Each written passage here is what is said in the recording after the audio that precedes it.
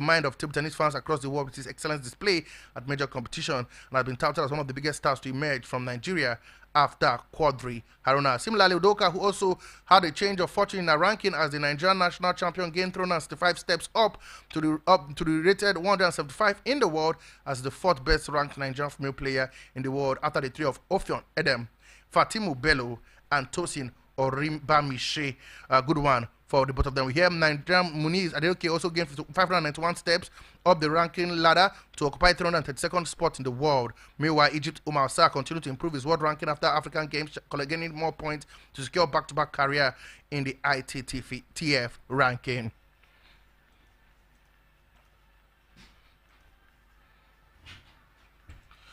Also, we had the 2024 annual conference of the National Association of Women in Sport NAWIS began yesterday with the arrival of delegates from across the 36 states of the Federation, and the Federal Capital Territory Abuja in Akure is now in full swing. The three-day conference, which will have as many as 12 papers presented by the eminent scholars and personalities within and outside the country, has the dynamics of gender and sport participation, the place of women in sport in Nigeria as its main theme.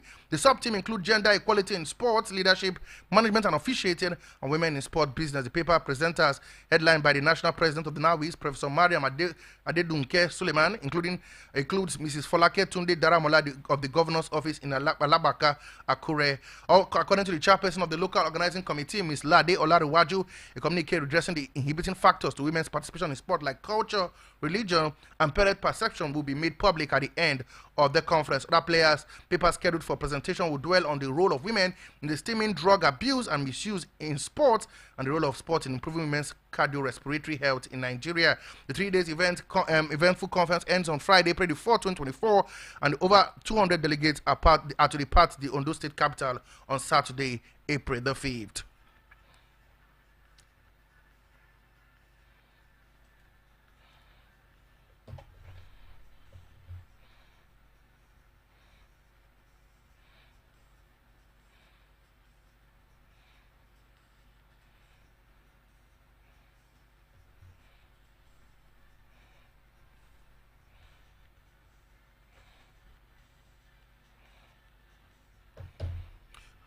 Okay, now let's go to athletics and let you know that the Nigerian Athletic Federation, also known as AFN, under the leadership of Chief Tobunok Okowa-led board, has been camping and training her national team intensively for weeks since the arrival of the 13th All-Africa Games that are held in Ghana. According to Mr. Samuel Onikeku, the former champion and technical expert, while speaking to pressmen, he said, "We are ready to compete at Bahamas World Relay because 29 best athletes have been registered for the 5 relay events. Hopefully, we are targeting qualification." Speaking further, he said, "Our athletes are ready in top gear, also doing well in their various schools abroad, which is a huge motivation for us all." We hear that it's been a year of preparation for one of Ghana's Africa Games, which is short, and the Bahamas now is a medium process. Then the Paris 24 Olympic Games will be the long-term developing step. Onikeku summarize. Okay, we hear, meanwhile, we hear Ostada Falela to Lukoya, Deji Aliyu, Mary Onyale, Blessing Okabare, Tobi Amoso, Eno Adegoke, Rosemary Chukwuemeka, Chukuma, I beg your pardon, to mention a few have flagged Nigerians flag higher in the past. Okay, let's hear from Samuel Onikeku, yes, of course, the technical director of the AFN, and this is what he had to say as the team prepare for the World Relay in Bahamas.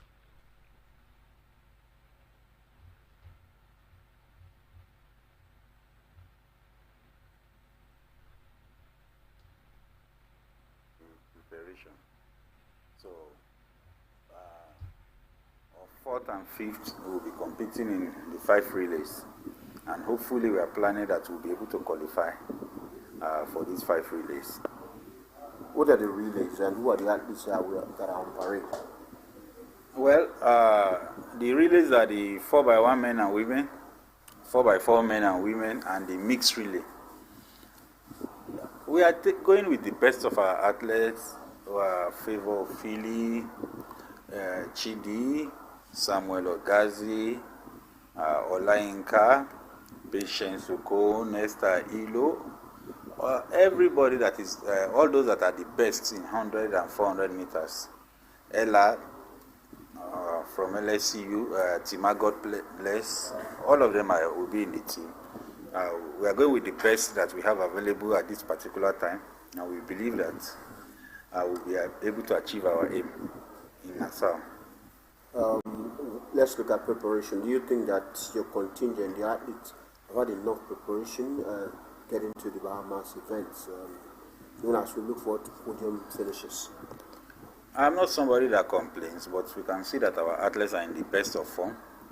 Those of them that are in US have been competing every week, and you see that they've been running relays for their team, for their schools, and we know that Ophelia has been running very well, Ella has been running very well, and the rest of them, Sheye, Alaba, posting season's best. So we are happy, and you know that the athletes that are based here in Nigeria, they've been in camp for a while now, and we did some little bit of time trials, and we are very, very satisfied with their performances because they ran better than what they did before we went to Ghana.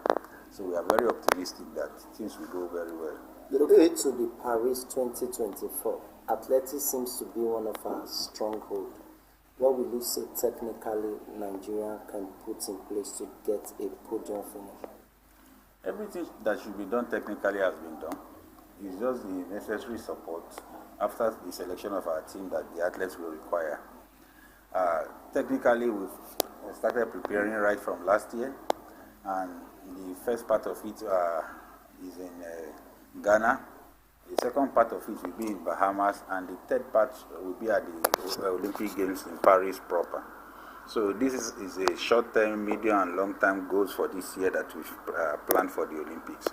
And we believe that our athletes are getting into form at the right time, and we know that by July everybody will be ready and will be firing. Thank you very much.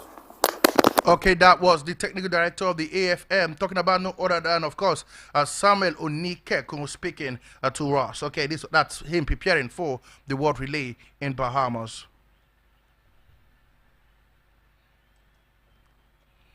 Okay, guys, moving on. Let's go straight to what happened in the Federation's Cup. We hear that the Anambra FA chairman, General Chikelu Ilonusi, has charged both teams of the state, talking about Solution FC and LLFC as they prepare for action in the Federation's Cup that took place yesterday, and of course that would take place today. We heard that he was in the dressing room with the Solomon Shodo FC as they prepare for their big game against Shooting Stars, and also he put a call to LLFC, who will be playing on Thursday when they will be at the FIFA Go project, taking on the Discovery Talent Academy of Benin Kebbi. Okay, fortunately that meeting with the team didn't do much justice because from the results we gathered from the different venues, this was how things panned out across mad venues in that one. This how it looked like. I'm talking about the games that were played in the Federation Cup. We know that, of course, Akwa United beat Teenager FC by goal to nil. Shooting Stars defeated Solution 3-2 after penalties. Kebbi United 2-1 against Inner Stars.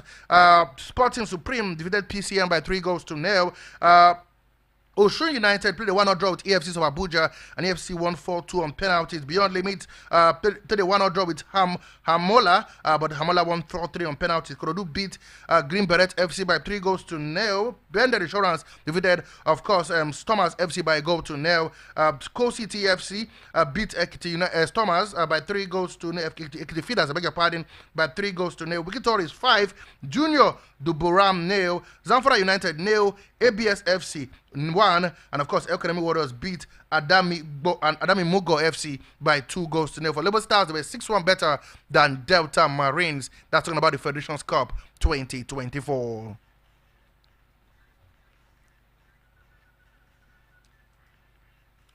Before we leave local scene, let's let you know that African Soccer ruling body CAF is set to postpone the qualifiers for the upcoming 2025 African Cup of Nations later to be held in Morocco. The postponement is to motivate this by decision to reschedule the flagship competition in Africa for the month of January 2026. This is due to the fact that the FIFA Club World Cup that has 32 clubs right now has led to the sudden shift. The Football Affairs Body has fixed September 2024 for the start of the qualifier, but it might be moved to early part of 2025.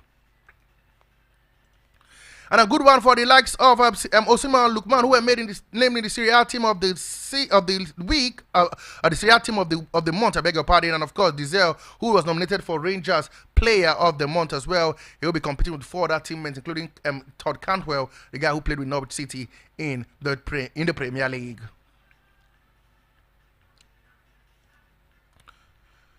Okay, now we leave the local scene and move straight to the foreign scene.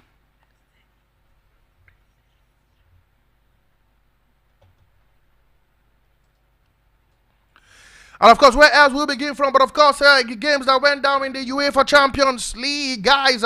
It was a game, wonderful extravaganza, I must tell you, as Nicolas Frocock scored a brilliant first half winner as Borussia Dortmund beat Paris Saint-Germain by a goal to nil in a frantic first leg of the Champions League semi-final. The German international used his right foot to expertly bring the ball down before hammering home with his left foot to give Dortmund a 36-minute lead. However, after a poor first half, Paris Saint-Germain missed several chances to equalize in the second half, with Kylian Mbappe calling an effort into the post before Achraf Hakimi struck the woodwork moment later. That 1-0 win has given Dortmund a cushion to take to the Parc des Princes in France, knowing fully well that one man was an absolute best. Talking about Jordan Sancho, he played the game of his life. I tell you, winning the man of the match in that encounter. Good one, a man who is trying to reignite his career after that abysmal performances, abysmal time he had with Manchester United in the Premier League. And so that win for Dortmund has cost England lots of harm, because we now know that the Premier League has missed out on the 5th Champions League spot next season. Dortmund victory over Paris Saint-Germain on Wednesday, coupled by a Munich draw with Real Madrid on Tuesday, takes the German total in the European performance spot to 18.356. Even if Aston Villa were to win both legs of the Europa League games against Olympiacos and go to lead the trophy, England can only reach 18.25. Germany will join Italy in getting 5 automatic spots in the next tournament of the Champions League. Okay, we hear that even Germany and of course Italy can get as much as 6 representative in next year's Champions League if Dortmund wins the Champions League and finish outside the top 4 of the Bundesliga, and either Atlanta or Roma wins the Europa League. The winner of both tournaments qualify automatically for the next season Champions League. And I'm talking about football. We hear that Chelsea were well beaten by Liverpool, courtesy a late goal by Gamabona in the 90+2 minutes to ensure that Chelsea ladies were beaten 4-3 and has officially thrown the title upside down. Chelsea now trailing by 6 points, but leaders Manchester City with just 1 game in hand after that loss. And the coach of the team, talking about Emahe, has come out to agree or accept that the league title is done and dusted. Now, what she said, the only thing they can do is keep winning their games and hope that other results come that way.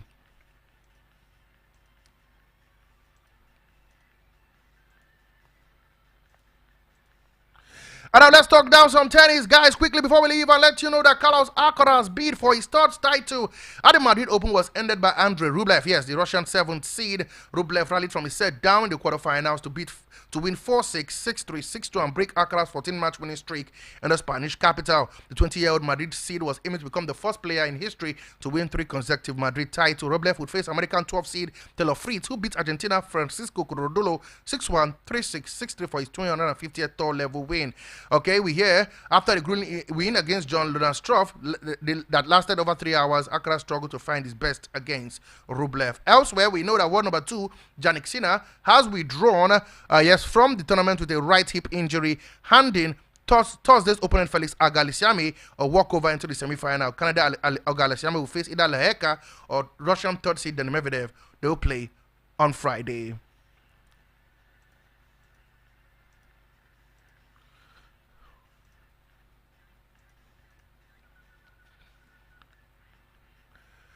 And then now we go to the NBA and let you know that the Boston Celtics advanced to the NBA Eastern Conference Playoff semi-final with a comfortable 4-1 series win over the Miami Heat. Derek White and Jaylen Brown both scored 25 points in the Celtics' 118-84 victory. They dominated throughout despite center Kristaps Porzingis' absence with injury. The Celtics will next play against Cleveland Cavaliers or the Orlando Magic. Cavaliers lead 3-2 on the 6th game of the best-of-7 series taking place in Orlando on Saturday. Bam Adebayo scored 23 points for the Heat side, depleted by injury, and their weak defense was exploited by Celtic, who managed 8 3-pointers in the opening quarter. In the Western Conference, the Dallas Mavericks edged closer to the next round with a 123-93 win over the Los Angeles Clippers to take a 3-2 lead. Luka Doncic scored 35 points, 10 assists, and 7 rebounds despite playing with an injured knee and suffering illness. We hear that also Paul George and Ivica Zabic added 15 points each for the Clippers, but they struggled without their leading scorer, Kyle Leonard, who also has a knee problem. The series continued on Friday, and it took place in Dallas. And now to Formula One, we hear that Red Bull has confirmed that design chief Andrea Naue will leave the team in early 2025. Naue, regarded as the greatest designer in the history of Formula One, told Red Bull last week he wanted to leave in the wake of the controversy involving allegations about the team principal Christian Horner. The 65-year-old next team has not been decided, but Ferrari are hot favorite to sign him. And to cycling, where we hear Christian Flocker won the stage 4 of the Vuelta Femenina in Zaragoza as Marianne Vos took the red jersey from Casablanca Vaz. American Flocker attacked from 5 kilometers out of the day's final climb and held on to win solo 10 seconds ahead of a group of 17 riders.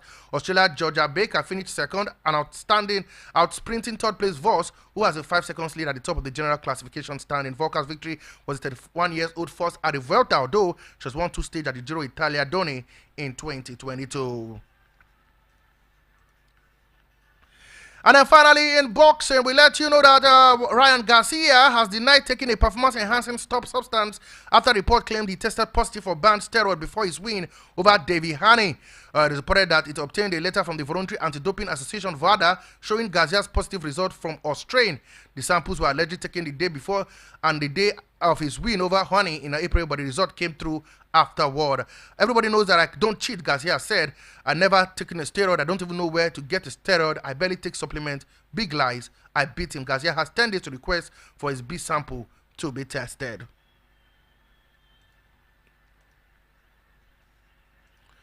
Okay, guys, so let's give you a full result of game played yesterday. We know Dortmund beat Paris Saint-Germain by a goal to nil in the Champions League.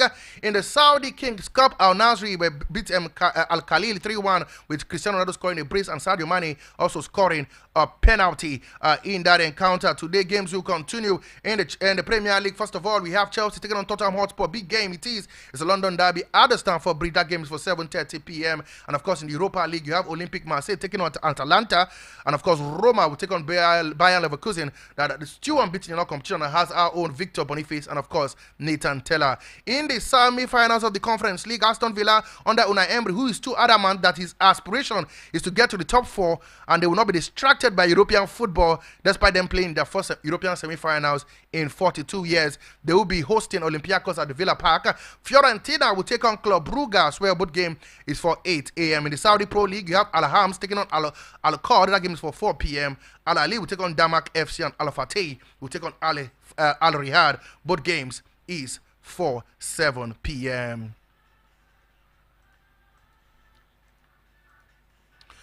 Unfortunately, this is how far we can go on the show for today, but don't worry, I tell you, by 4 p.m. it will be time for Sport Lounge, and hopefully the finest boy, Uncle Fine Boy, will be here alongside me, and we will do justice to all the stories that would happen across the sporting world, okay? But more to come on the channel, I tell you, from now to 4 p.m., but 4 p.m. we'll be back here for Sport Lounge. It will be 1 hour of sport extravaganza, and the part I love so much is that we would also be able to hear from you because you will have a chance to send in your calls, your messages, your SMS, your voice notes, and also be part of that jolly ride, okay?